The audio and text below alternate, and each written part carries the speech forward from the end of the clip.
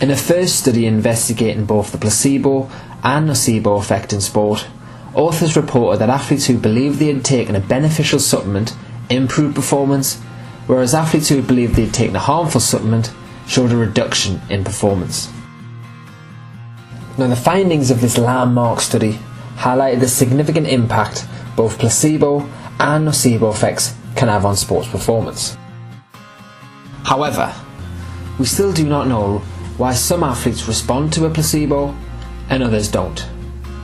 Some have suggested that prior use of a supplement and those that intend to use supplements may be more likely to respond to a placebo.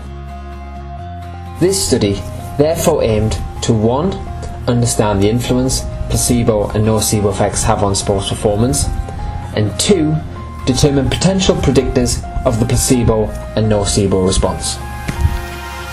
To do this, 712 competitive athletes of a range of sports, abilities and ages were recruited. All athletes were then asked to fill out a sports supplement use questionnaire. Now, this contains several questions about their supplement use and whether they intend to use them in the next 3 months.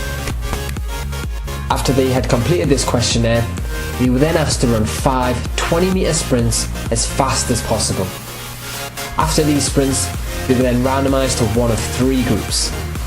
The first group was a placebo group, and they were given 2 capsules and told it would improve sprint and endurance performance. Whereas the second group were given the same capsules but told it would improve endurance performance but have a negative effect on their speed. Whereas the third group, they were told nothing and given nothing. They were then asked to run another 5 20-metre sprints 20 minutes later. Now, once participants had finished all of their sprints, they were then debriefed about the true nature of the study in line with the American Psychological Association guidelines. Now, the results showed that in the nocebo group, athletes' performance reduced by around 1% compared to the placebo and control group, whereas there were no differences shown between athletes' performance in the placebo and control group.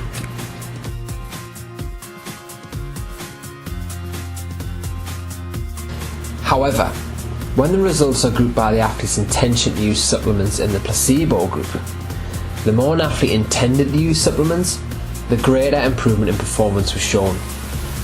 For instance, those that were not intending to use supplements were 1% slower. Those undecided about supplement use were 0.5% slower, and those intending to use supplements were 0.2% faster. This relationship was not shown in the nocebo and control group.